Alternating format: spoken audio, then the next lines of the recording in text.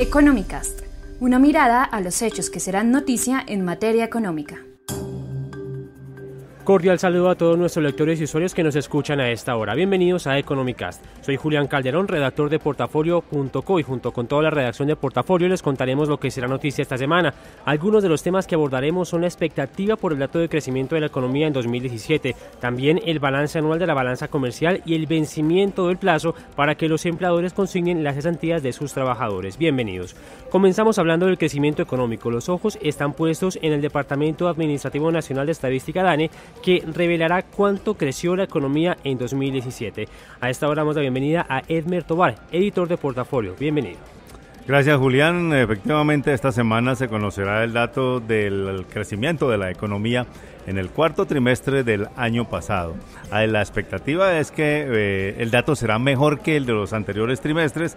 Incluso el tercero fue de 2% porque ha venido mejorando trimestre a trimestre. Pero no pasará indudablemente que en el total, el acumulado del año, el PIB esté por encima seguramente del 2%, no se dará, pero esperamos que el dato sea positivo.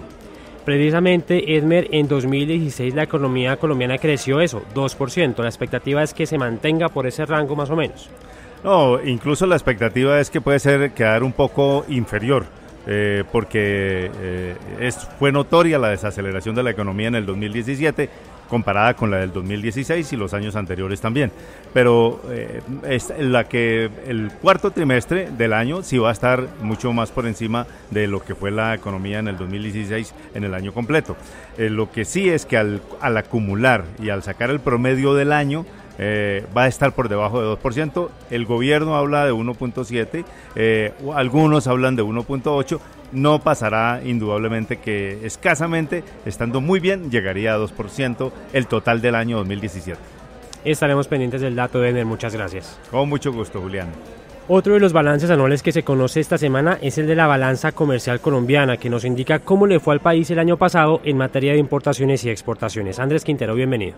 Hola, Julián, ¿cómo va todo? Bien, estamos pendientes de este dato. ¿Cómo le habrá ido a Colombia o qué se espera que se revele con la balanza comercial? Esta semana vamos a tener por fin ya el balance total. Recordemos que ya salió el balance de las exportaciones de todo el 2017, que subieron 19% frente a 2016.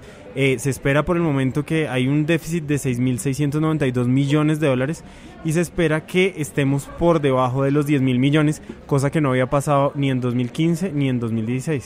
Entonces, por eso es muy importante el dato que va a salir esta semana, también que las importaciones sigan con un ritmo menor que las exportaciones. Para explicar a los oyentes, ¿es bueno o es malo tener más exportaciones, más importaciones? No, precisamente hablábamos con analistas de Analdexia, hasta con el presidente Javier Díaz, que nos contaban que no es malo tener un déficit en la balanza, sobre todo porque Colombia no produce cosas, sobre todo en manufacturas o en equipos o maquinaria, que toca importarlas definitivamente. Entonces no es malo. Sin embargo, lo que él insiste siempre es que las exportaciones tengan un ritmo muy bueno y que en el 2018 se ha concretado que las manufacturas y agricultura tengan ese peso necesario, porque siempre estamos dependiendo de los bienes mineros energéticos como carbón y petróleo. Perfecto, Andrés, muchas gracias. Hablamos ahora de los compromisos que tienen los empleadores con sus empleados para esta semana, porque se vence el plazo para la consignación de las cesantías. Luisa Gómez, bienvenida. Hola, Julián, muchas gracias. ¿Cómo es este proceso de la consignación de las cesantías? Claro que sí, pues de hecho durante todo este año se le ha venido advirtiendo a los empresarios que tienen que consignar las cesantías de sus trabajadores correspondientes a lo que se trabajó durante el 2017. Básicamente eso es un salario, el equivalente a un salario, o si la persona trabajó menos tiempo, es proporcional. Vale la pena recordar que hay 7 millones de trabajadores que tienen derecho a esta prestación, pues en realidad son los trabajadores formales que son afiliados a los fondos de cesantías, a los 4 fondos de cesantías privados que son Protección, Porvenir, Olmutual, Icolfondos y obviamente el Fondo Nacional del Ahorro. Ahora, una cosa que es muy importante y es que los trabajadores deben tener en cuenta que esto es un ahorro. Entonces, también la ley tiene unas definiciones muy específicas sobre el uso de los recursos. Entonces, el llamado también es a que los trabajadores utilicen estos recursos solamente para compra o remodelación de vivienda, para financiar educación, bien sea la propia o la de su familia, y por supuesto como seguro de desempleo. Perfecto, Luisa. El plazo vence el 14 de febrero. El 14 de febrero, así es, Julián. Perfecto, estaremos atentos entonces a la consignación de las cesantías por parte de los empresarios. Momento de hablar de otros datos importantes que se conocerán esta semana. Uno de ellos es el dato de industria. Constanza Gómez, bienvenida. Julián, sí, el DANE revelará esta semana el dato de diciembre de la industria, de la producción manufacturera. Pues finalmente el año no es alentador en general, así que no se espera dato distinto en diciembre, aunque es estacional y diciembre siempre es un mejor mes para los sectores. Vamos a ver que ya la industria, los empresarios están pensando en cómo hacer de un 2018 mejores negocios. Y también hay otro dato que se conoce y tiene que ver con el comercio al por menor. Igualmente el dato es diciembre, pero las expectativas giran en torno a qué va a pasar en el 2018. Fíjese que recientemente la firma Radar dijo que el gasto de los hogares creció 7,2% en enero, lo que da a pensar que las perspectivas son favorables y que diciembre fue o va a ser la señal para que el repunte... El punto de inflexión para un repunte en la actividad. Exactamente, entonces hay optimismo por el dato de diciembre, porque es el punto de partida para lo que podría ser la reactivación del consumo, asimismo de la demanda y a su vez de la actividad industrial. Perfecto, Constanza, muchas gracias. Para terminar, damos la bienvenida a Pedro Vargas, editor de Portafolio.co. Pedro, esta semana que pasó, el petróleo tuvo unas jornadas bastante negras, por no decirlo de otra forma. Tuvo importantes caídas y pues esto, ¿qué expectativa deja abierta para esta semana que inicia? Sí, Julián, la semana pasada fue una semana, digamos, bastante difícil para el petróleo. Cayó más o menos un 10% en promedio, tanto el WTI como el Brent. Estaban en $70, terminaron en 60. El WTI terminó en $59,2, mientras que el Brent terminó en 62,79. Lo que se espera para esta semana es que definitivamente el precio del petróleo permanezca en estos niveles de $60, que es más o menos lo que los analistas han dicho. O sea, la semana pasada fue algo... atípico.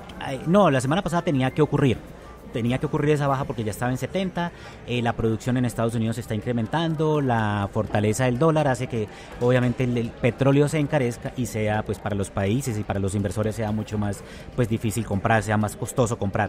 Entonces hay una frase de un analista de petróleos que se llama Stephen Beckno. Dice: ahora se ha vuelto dolorosamente claro para los atribulados inversores en petróleo que la racha alcista de principios de año no estaba justificada. Lo que quiere decir que más o menos en los $60 es donde efectivamente se va a mantener el precio del petróleo, digamos, en lo que resta de unos 2-3 meses. Ya después, cuando las plataformas en Estados Unidos que producen Shell, el petróleo Shell, que es el que está compitiendo con el petróleo normal, tradicional.